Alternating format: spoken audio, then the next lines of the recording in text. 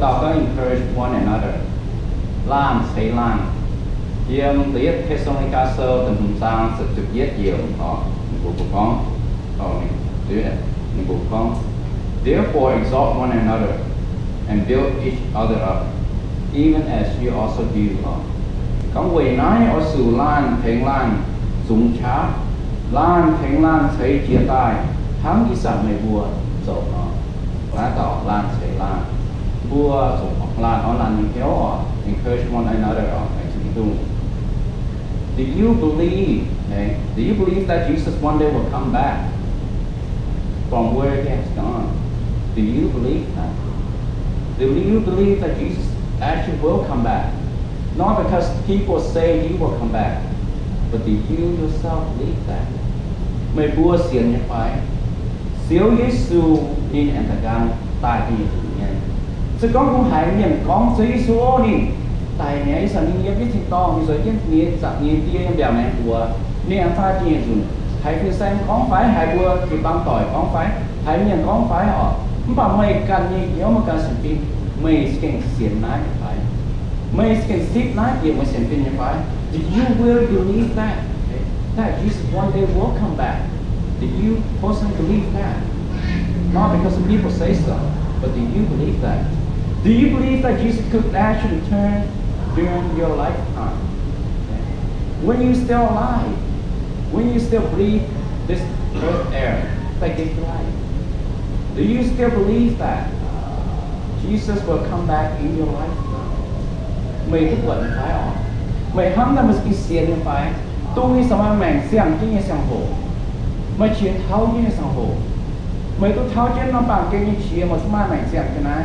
mày thức quận nếu Giêsu đình chỉ nó bằng cái như phải, mày hâm ra mà mày xem cái này, mày như mày xem cái này xem hồ, mày những cái tài xem hồ, mày hâm ra một thức quận nếu Giêsu như phải.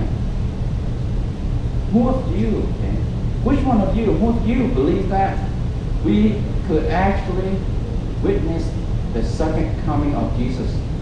while you're still alive? Mình bố cái xiên như phải, bố xiên trong bình không phải, và bố mà xiên trong bình không phải, bố cái có gì cái hạt tức quẩn rồi,只有一束给cái này mà在那边，就到，在也那到耶稣，对于把学讲的生活，一xiên này cái xiên này不叫了，一cái xiên này tức quẩn，一把买讲的生活，就刚做一个大的tức quẩn听懂吗？tức quẩn只有一束哈。But you get that example, you see my example, you took what Jesus. If you believe that Jesus is coming back, okay, and that it could be anytime soon, how does that affect your faith? Okay. If you believe that, if you believe that is true, Jesus is coming back for you. You believe that Jesus is coming back. How does that affect your faith? You don't know when he's going to come back, but you know in your faith that he's going to come back. How does that affect your faith? Bua xiên, có một xiên này khi con, Chúa Giêsu nó trên tài mẹ, như sao như chuối to hơn như chẳng đi vào mẹ của mẹ, như chuối cái món như dân cái gì ta nhé, như to như dân phải như to, như cái ta như cái ta to như nhé, nhưng mà nó quên thầm ấy, nó có phán nó thầm xiên phim, mới xiên như nhé mà nó kiểu thầm ấy. Nó kiểu cái thằng ấy tổn cái thằng mình sinh phí. Does the thought of Jesus coming back soon have any impact on your life as you live it today? Does it have any impact when you think of Jesus riding on his white horse coming down to you? Does it have an impact in your life? Tôi ham thảo Chúa Giêsu. Nếu tình tu đi kể cái này mà chạy như kiểu có xích mày, có lỏ mày, nó quên nó thầm gì không, quên nó thầm mấy mày rồi nhưng mà nó xem nó rồi, nó quên nó thầm ấy. How does that impact your life? We all don't know when Jesus will come back again. Okay? Whether we will die before he comes or we will get to meet him. Bua tao tài cứu tôi xin nghe, bua có bao nhiêu sự phim phải. Bố xiên như bây giờ nhớ phong mẹ phải. Bố yêu cho con Chúa Giêsu người ta nghe, người ta chỉ nghe dùng nghe. Không phải bố yêu cho con bố mà mẹ xem như xem hồ của Đức Quang mà phải. Phải bố tài nếu xong Đức Quang nhìn. Muốn bảo mình hiếu cho con Giê Giêsu hiện tại này bùa cho ta sẽ Giê Giêsu miền với hiếu tu nát nhỏ. One thing we all know for sure is we are called to encourage one another. Bằng vì hiếu tu họ mà thánh nhiệm tình sâu với hiếu tu mình xin những bùa bùa mình hiếu tu xéo thì bùa mình sản gì à xéo thì bùa nó sản to bùa sản rất quan niệm bùa mình hiếu tu ai bằng vì hiếu tu họ phải họ những nhiệm tình sâu của xin những bùa tí hiếu bùa số lan online lan xây lan chỉ tài nó cũng xin những bùa tí hiếu tụ nín các ta như sông hồ nín các ta xích với sông hồ nín các ta lò với sông hồ bùa lan xây lan riêng bố ban mảnh xem thế nào bảo kê sang bộ đã quân sự sinh nghiệm và công vụ nhiều so công vụ thị hiếu họ. So let the Holy Spirit transform your life to be pleasing in God. Nó nói bố sinh linh cuốn bố như mẹ to bố như mẹ thiếu bố như mẹ khói bố như phần phiền khói bố như nhau khói bố sầu nhà bố ỏi nhà bố hành nhưng người dân bố như mẹ thì tôi có rằng thì sẽ sụp nhẹ vì sụp vì hiếu tôi mình có anh kia ta nghe anh ta to bố nhẹ bố sẽ cho bố nhẹ đi buồn bố như mẹ cùng bố chết buôn sinh linh buôn chén chiêu cho bố mẹ mình buôn sinh dành tài buôn tuân dung tài thì tôi gieo cho bố nhẹ thì tôi nhìn dân bố như mẹ. So we have to conduct our lives so that we can stand in the light of day, not only on Sunday, but on any day. We have to conduct our life. Bố sẽ cầu lòng với mẹ, xem với mẹ, yếm với mẹ, cuốn với mẹ. Nên năm hồi bữa xem của thiên cung, cuốn sinh linh, cuốn cái bùa, to trong bùa, diễn cái bùa, coi trong bùa như nhau. Cuốn bùa là năm hồi bùa quang sử như khấu, quang sử xây nà, quang sử như nằm nhau, quang sử như buồn. Cuốn bùa hay hình tốt chìa, cuốn bùa mà trả hình tốt chìa. Vì sự bùa mà sinh linh cuốn bùa. Sẽ có quỷ được năm hồi, Sunday nó là bài hồi. Năm hồi có phiếu gì của sinh, có tròn gì của sinh. Bùa ta cao của thiên cung, có chiều thiên cung không? Và nó năm hồi bùa sẽ chiều thiên cung. Nếu bùa có năm hồi, bùa quang sử nhé, bùa giả mà thiên cung như chẳng là sẽ bùa yêu. Nó năm hồi hoặc bùa giả hồi. Because what? Because you are the children of the Most High God. You should be an example to others. You should be an example to your churches, to your family, to your relative, to your neighbor. Because you are the children of the Most High God. You belong to Him. Let your light shine. Vì dù mà sẽ thiếu tình hùng như toàn, thiếu tình hùng như xía, thiếu tình hùng nằm nhiều, mày sẽ nên kỳ dùng. Mày sẽ số chính kín số một giấy lộn nghe cuốn màu hoàng tỏi túc màng túc quạt túc on được bao nhiêu hiếu túc xây mà chụp băng chỉ tại cuốn mày làm khảo mà làm hám những dịch vụ mà nhé lãng tỏi mà nhé giả tỏi tao phải hám nghe mày sẽเป็น on được bao nhiêu hiếu tao mày sẽเป็นchính hùng on được bao nhiêu mèn tao tu được bao quang sụt khấu cho được bao nhiêu mèn quỳ cái mỏ phải nếu vừa đót con phải nếu vừa quăng sự khấu với cháu phải dân là bao nhiêu mẹ sẽ bao nhiêu pen là bao nhiêu encouragement mẹ sẽ pen on là bao nhiêu ngón tao dân là bao nhiêu phim dân là bao nhiêu mẹ dân là bao nhiêu mẹ dân là chỉ bằng cái bên chỉ bằng. We all have witness. Okay? We all have an area in our life that are not under God's control. That are not under God's rule. Vua ta mà mau còn như vui mẹ. Vua má ta có một khâu vua má mau. Vua ta mà mau như vui mẹ. Dâm với sự tin nghe, dâm với hiếu của người nghe. Vua ta mà nó còn một số những cháu thủy trên vùng. Vua ta mà nó còn nghe. Vua ấm từng ngừng dậy. Vì sự vua là năm hoi, vua chiến của sinh linh transform với mẹ, chiếu cho với mẹ, sò cho với mẹ. Thủy trên vùng, thủy trên vùng. We all have habits that we just don't want to give up. Vua ta mà mà phải hắn mà ỏi nghe habit, mà ỏi cháu phải, vua sợ cháu phải,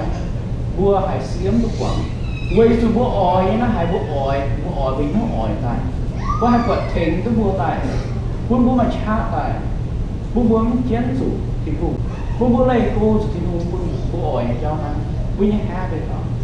a habit that we don't want to give up because we give ourselves our own treasure bua cái mặt treasure tại bua mà quảng quay su bua gì nhiều bua vì nhau thành on bua đua cả gì nhau we all have addictions that we are not strong enough to break loose. Okay? Some of those addictions are really bad. Some of the addictions are very simple, but they are still addiction in our life. That's hard for us to break loose, but God gave Himself to break that addiction for us. No matter what the addiction is, we only let the Holy Spirit transform your life. He will break that chain of addiction away from you. Vua ta tao tít nha, vua là tít nhiều cái này như mẹ. Ví dụ vua tít Facebook, vua tít vua như phone, hát sao nhỏ nắn như vua phone, mi không sao nhỏ nắn như vua phone, mi thà ra nó vua là không vua phone nó vua tạm bè on à, vua sự nhớ vua dần, ở sự cho tao như phone phải, vua tít nái họ, cái giờ nó vua sắm vua tít lá phone, vua trang số lo hoi xong vua sống mát phone như xong ổ, vua nó nái kiến. Cái giờ nó phân bố sản nắn chế quảng tuổi tầm bố sống như bố sống nắn chế phần và bố mình đó sống như bố mà tế mà bá bố tế mà bố mà chế mà một tỏi mình tích kinh như cháu mình tích ở dẻo tỏi mình chiến ở dẻo tỏi ngon mình sợi bài phải mình chiến cũng bằng tỏi chỗ nhà theo phải nếu bố khó sao chứ nếu bố dẻo tỏi mình sao chứ mình nó nó tích na như đối này nhưng mà nó addiction là có addiction with it me.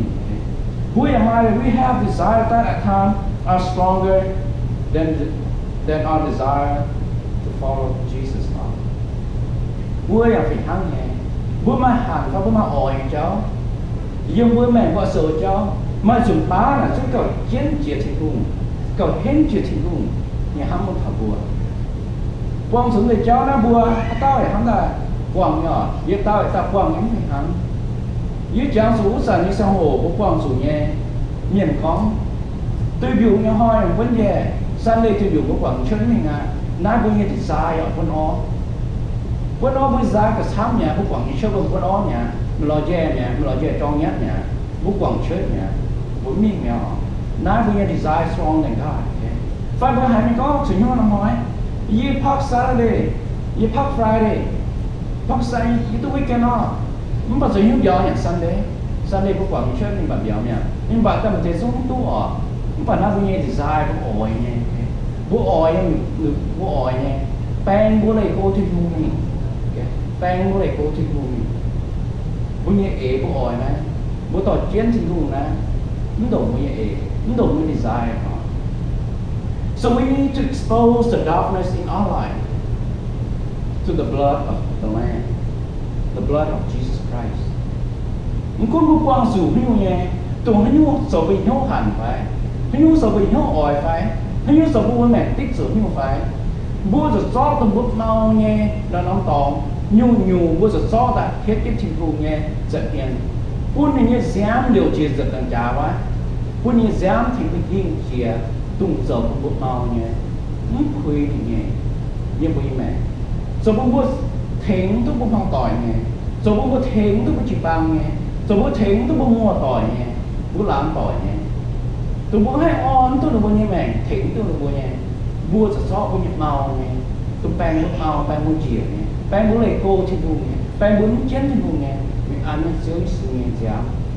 ก็ดีถึงว่าสาวสิเย็ดสินี่แต่ยังมีแม่ยังบุญเสียงดี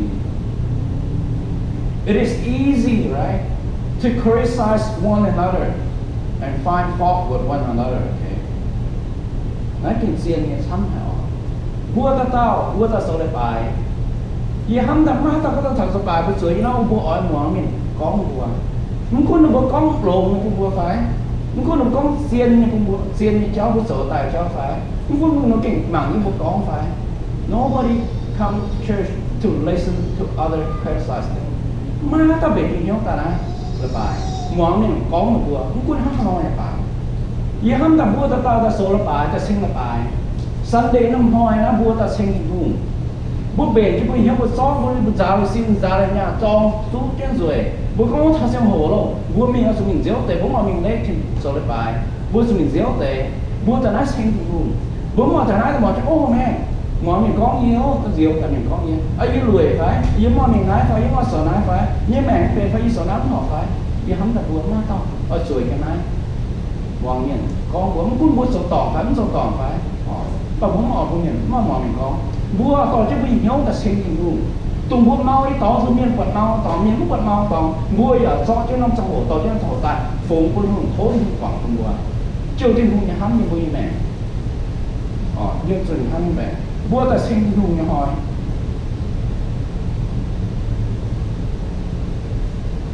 many Christians turn away from their faith. Okay? Not because they were disappointed with Jesus, but they were constantly being criticized for not being good enough Christian. Nó sẽ diễn của ham càng vui này. Bố tí hiếu của tao tụi con này, con này diễn. How many have you experienced that? That people turn away from God, turn away from the churches, don't want to go to churches. Not because they did not believe in God, not because they did not believe in Jesus, but because they were criticized for not being good enough. How nó phải bố như mẹ bố tức quật chỉ không tức xích như phải tu miền đuổi mà ta sợ phải miền sim là phải miền nọ mình sợ là phải và miền quảng xuất tình huống sẽ là sợ là phải chứ không quay chủ nó mình xiên tình huống chơi số thế nó bố mẹ yên nó bố mẹ bảo vệ sự nó có đúng mọi miền thọ miền con nó vừa nếu vừa cóเป็นต้นยุ่นหายmiềnต้นยุ่นหายmiền sĩ su miền good enough Christian in the eye of the fellow Christian that way that's why they turn away 99% of it เวยน้ายเพราะเราเวยน้ายเมื่อเตะป้าบุกไปmiềnเขาโอ้แม่บัวสอยุ่งตาmiềnน่ะสยุ่งตาถิ่งบัวสอบัวมาจีปังเด่นยุ่งกระนั้นก็โดนตาสวยตาเนาะfan ta miền nó mà khá nó chọc cô ha cùng máu con trốn ta rồi lại phải họ cùng con ha ô mà cảm thấy miền cũng chả miền cũng tùng quá nó sẽ tiêu một miền họ mà hấp tiêu là kia ha cùng miền sòng ngàn hỏi ha họ now we criticize it is true do you want them to do all those things no we don't want them to do nothing but do they want to hear that no they don't want to hear that even though mà cái như sao mà em mong ngã mong hài ngã kia nó số của nó màu nó hay encourage bùa y hoa bùa hồ thọ như nó nhiều thì số đó bùa số làm online làm chạy làm we have to encourage one another right we có một hai con á không có chua như nó mẹ nó số đóng quy trên nu không bảo một con từ số tài nó hay on tôi đồng nhiều nó cũng chun là bùa lấy ô trên nu ha nó hay bang là bùa ta lấy như phát trên nu mới on là bùa sản xuất mà xây chỉ bao lì lấy chỉ bao mà bền mới có ôi hoa mà cũng bùa trốn nữa mà ta sản xuất cho bùa chùa là bùa bang là bùa tài nhưng tôi có thằng nó cũng cùng cháu mà nói như cháu bố tôi có làm gì cháu bố lò tôi nói thiền cái nó bố nói nó bạn nít thì ngủ bố to là bèn nó tài bố tôi có ô mày nó lắm họ phải tao nó lắm họ mày sẽ giống quan niệm mà con tao nếu mà con tao phải cho con tao nhưng mà anh nhiều bây giờ mà tậpเป็นcon khai sai gì sao hổ hả các cha như bố mẹ có thiền tôi tôi nhìn nhìn nhớ giờ vui mẹ so that is not what we are called expected you right bố tức vậy hoa bố vậy nó muốn sẽ nó nhiều người sâu vì như có thì luôn sẽ bữa nó sợ cho mình mẹ không nó xem như mình mẹ tu những cái gì nó bằng những cái to vừa rồi thằng những cái to nên về sẽ có cứ giống như to những cái bữa nó mình criticize people bố số mình nằm nhớ như là bố xem phim nằm nhớ như là mình mẹ nằm nhớ như phim buồnนี่hiểu bố la nó sụt thấy la nó sụt online nói buồn như cô nó trong hồ nhưng bố mẹ xem ngay tu những cái gì ở trong hồ này so we must be positive and encourage one another and build one another up instead of tearing one another down บวชยังแม่ให้เราบวชจะเป็น positive บวชจะเป็นหลงเนี่ยฟ้าจะเป็นon ต้องมีเงี้ยon ต้องมีภาษาต้องมีเงี้ยต้องมีบวชต้องบวชมาช้ายังจริงหูบวชดูว่าให้เมายังจริงหูมันก็ดูว่าโซ่ยุอย่าหาอย่างta dùng chơi mà để bác nó có cho cô nếu có lo nhà là hốt cái cháu nếu có bon sẽ khâu là nhà là hốt nếu có nhiều nó rất bền chúng ta thảo bút xây với chị bang bền chúng thảo bút trâu lại phải bền chúng thảo bút mai nhà nó hốt bền phiếu với chị bang lại lấy với chị bang họ mà nói rất bền thằng này rồi sự nó có nhẹ mèn nó có chơi cô nó khâu nó còn xuống tới trang hồ bua cho thành nó ta cáo bua to nó có cho cô muốn xuống đó nhiều cô đâu mà cha nó cũng cho cô mà cha như cũng liều lệ đúng không tỏi liều lệ bữa chỉ bao nhiêu sầu giờ nó há gì nó thao có thôn từ ba muốn lên sinh kia thiên hùng muốn được bữa thao nó thiên hùng thao lá thao cái một sinh thiên hùng muốn như chúng các bạn sắm chỉ bữa tạc cào cái này hả tỏi cái bữa hè cái chip này bữa chứ không có mà tao nhận đấy giờ há nhiều có thao dùn hả ý há nhiều thao dùn hả buông tụi họ nó hám như bây giờ buông tụi mà mình cháu như bây giờ tin như bây giờ mẹ quay xuống đá on tụi mà cầm giờ on tụi chỉ bằng giờ on tụi tao miền bây giờ mẹ we are called to help them to get up on their feet again, okay? And continue their walk with Jesus, okay? Sẽ không có mày học tao miền quang sủng bao nhiêu nữa mẹ. Nếu lấy cô trên đu mình phải, quay xuống cũng nói mà tại báo bữa có người cháu phải, bữa sầu người cháu phải, bữa cuốn nó bữa cứ lộn rồi, không phải nó bị nhỏ, nó bị nhỏ, đúng mình không có những good intention. Sometimes the thing come out of our mouth, okay? Doesn't mean exactly what our heart say, okay? It come out the wrong way. They took out the wrong way. So nó đây cô chứ mà thầy bám say mình bámกันต่อของสวมันเนี่ยโกมันทุกวันนะที่กูมันทุกวัน no situation why because มันทุกวัน no situation ไม่ให้เทงแค่เว้ยจู่โน้มได้ต่อหลงวัน no situation เดี๋ยวไม่ให้เทงล่างทล่างไม่ทุกวันแต่ไม่ให้จะมีเทงนะบัวน่าที่ภูมิพาผู้ไม่ปวดผู้ไม่ทุกสิ่งไม่เนี่ยสิ่งนี้ไม่สิ่งนี้อ่อนเดี๋ยวไม่สิ่งเทงบัว Christian is like a journey, okay? We are on in that journey together. Bua tao bua sen dưới sườn miền bua chuồng năm dáng kìa bua chuồng năm trên đấy chiếc kẹt mái phá thiên tòng chuồng các thiên cung thấy chuồng các thiên cung phải tung tinh sơ dầm giá về cũng như suy về cái suy tao bua tao biểu năm dáng nè bua tao béo quan nhiên nè bé như miền bên cái lục nè bua tao lan nó cho lan nó sẽ lan hát tao đó thì nhau hát tao sẽ phim đó hát tao mà thấu như nào mẹ bua cho mình thèn bua cho thèn bua wait so today I am strong and know the way why you feel weak and lost tomorrow you are strong and I am weak mấy thầy bá mà sầm hộ im hoi với mà cha im hoi với mà nhàn lộn chứ đúng sai phúc yên lộn rất là yên lộn sa tán cái biệt thảo như mẹ quay xuống nên mẹ nhớ yếm cái tàu như mẹ sầm hộ chúa thao liên quan tới như mẹ lộn á yếu tố lộn yếu tố kim nhiều á nhưng chúng ta kim bỏ như sầm hộ tu nó sầm hộ yếm mà cha tu mày những cái bỏ như mày sầm hộ yếm mà cha sầm hộ những cái thảo như này yếm mà cha không yếm rồi thèn mày tu yếm máu sang ta kim bỏ sầm mày rồi ta thèn như vậy thèn cái việc tu sẹn cái lan thèn lan on lan con lan chúng những cha mà cha như hình chỉ sa tán okay. We are a community of believers. Okay? Every one of us is redeemed by the blood of Jesus Christ. Bua tao sen dưới sự miền, bua tao sen dưới sự tung chuối cái này cũng nhớ là bài tòng này.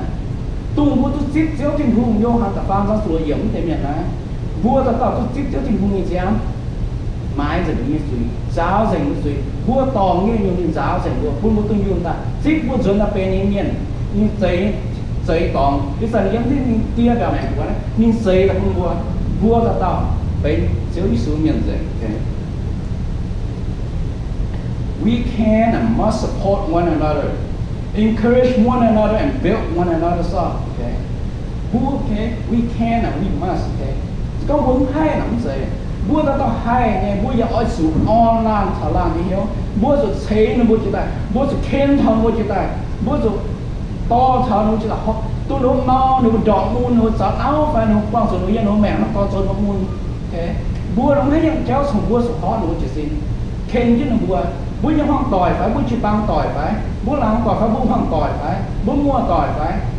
bua xiên dưới xuống nhận á bua rồi khen thằng nó chia rồi to thằng nó chia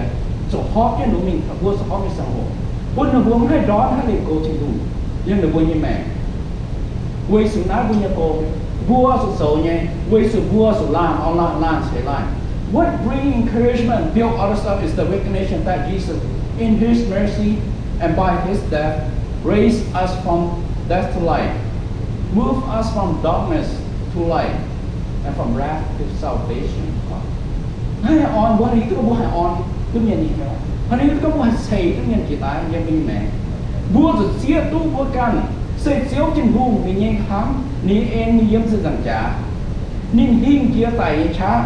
quân bui liếu chút tay quân ninh bui quấn chút gió chút yếm quân tu yếm hoàng nghe tòng xuất ta giang tòng buôn buôn tu siêu suy yang buôn mẹ buôn tu siêu tu nông tòng buôn tu siêu tu yong hàn trang và farm trang tu yang buôn mẹ điều buôn sa hà nội buôn mẹ ông ngon tu mình hiểu sự có một cảnh siêu tu yong hàn trang và farm trang yong hàn và farm trang tu yang buôn mẹ mình hay on mình hiểu người sự mình hiểu tu nhung nhà hâm là hạt của mình yang buôn mẹ so buôn mẹ na cái yang hâm là buôn taoยังไงเนี่ยบุ้ยเราตามแบบเดียวเนี่ยบุ้ยเราตามแบบก็เปลี่ยนกี่จ้างเนี่ยบุ้ยเปลี่ยนจ้างไม่ส่งหัวแบบเดียวส่งหัวมาน้ำห้อยจ่าโฮไปมาจ้างช้ำจ้างก็เสียกูห้ามเขาช่วยช้ำฟ้าช่วยสักทีบุ้ยแบบเมียแบบเดียวเมียสักทีบุ้ยตั้งวันเมียเนี่ยตั้งหนึ่งบุ้ยช่วยช่วยหนูตั้งหนึ่งบุ้ยเดียวชุดจ้างนะบุ้ยเราฝึกโซ่หนึ่งบุ้ยให้เสียบุ้ยหมอเสียจุฬาใจเก๋หมอจุห่วงเราphải con số sao mà to mua tỏi nhìn hai siêu quân mình chút trong lá giá kể và nhìn diện đâu cái hay mình nhìn số mất tỏi nắng cái hàng hai mình là ban nghèo nó bố mình ban khen thì ban nghèo nghe even tôi nhìn chút trong lá giá kể như chút trong lá giá kể và hai trái mình khen nhìn nó to nên phá đá nha hai trái như số hai đau quân hai xe nữa nhỏ bây giờ hai ban nghèo nó kia trong cái tiền mà bố như mẹ phải hàng như cái bố như mẹ phải hàng như nhưng bố có bố tỏi trong giá mình bố mai bố như ở giờ tỏi phải bố như phải chuối phải bố như áo không bị gỗ phải nếu muốn xuống lại ra kệ nếu đó bố mình bố hắn nó sợ how do you save them if your family your loved one or your kid or somebody that go fishing with you in your boat that have fallen off your boat how do you save them what is your plan to save them okay mẹ hắn nó sợ mà số life jacket xuống chén nếu some people think nữa what is that life jacket in our church okay life jacket nó đúng life jacket đó bunyi là bài to cũng mua sắm chơi xuống nhỉ nó sẽ biến life jacket mua cho sao mình số là bài mua hết thì không có bài thì không bunyi thì bài nó biến life jacket this is what save us okay John 3:6 save us but every Sunday we come to church we worship God we praise God this is our life jacket in our life and we must learn how to swim okay before we could save someone. If you don't know how to swim, you think you go save someone, they go drag you down. You will drown with them. Chứ có mà cũng hay chút chứ life jacket không phải. Okay. Mà có như sao life jacket chút chứ mà miền đó mà như mình cho nó vừa hay thỉnh nó vừa mà có hay thỉnh hơn thế mình mới sẽ vừa tiêu diệt đi. Ý tao không hay chỉ vừa biểu cho hắn. Tao là thảo ta như cầm gì này thấu con này đó mà nhìn nó khí chấm cho bắp xiên nha, ta to cho mà gì à? Với chủ nếu mà ở trên nếu mà đó luôn thì hắn nên chấm cho mà giá chấm cho mà giá giá kể là mày ẩm sự đó luôn mà thì chấm cho bác sĩ nha với cả đó thì mình so first you need to learn how to swim right bố số hồ hay sự uống bố mới hiện tại bố hay sự uống là bố hay thỉnh nhưng mà số life jacket hay thỉnh nhiên so how bố what is learn to swim bố hồ nhớ you pass life jacket mà we learn to swim in Sunday school and attending training nó sẽ bố lên thì cháu bố hồ thì cháu như bây giờ bạn như bây mẹ bố hay siêu quân bố dùng gió hồng hồ siêu quân bố hồ siêu quân sang hai ta bố như mẹ người ta chỉ không người ta chỉ tăng cả nó bây giờ life nha bây giờ life jacket nha bố giờ chúng mình khao là phải bỏ ở chúng mà như seminar phải mà training phải mà phim chiêu quỷ phải mà như phải bố rồi sẽ kiếm job rồi sẽ kiếm hồ như bây mẹถ้าเราbố sang hay hiện là bố sang hai ta như bây mẹ bố sang hai swim ta we have to go to the gym and get fit, okay? We have to go to the gym and get fit, we have to exercise, nhưng bố xuất chát nè. Bố chỉ có một life jacket giúp cho hắn, hay siêu quân hắn. Nhưng mà sẽ có một out of shape, phát sản nó là chủ nhật cho nó không tê quân, thật việc siêu quân ta. Nhận đến hình giống chủ sẽ em nhỏ. Mình quay dùng quân, thầy họ lại thẳng nhớ khuẩn à. Hắn nói thỉnh tôi tao. Bố have to go join again, okay? Or go walk, go exercise. So you don't get tired. Bố bằng cả bố sẽ bố nó là ngày mình đâu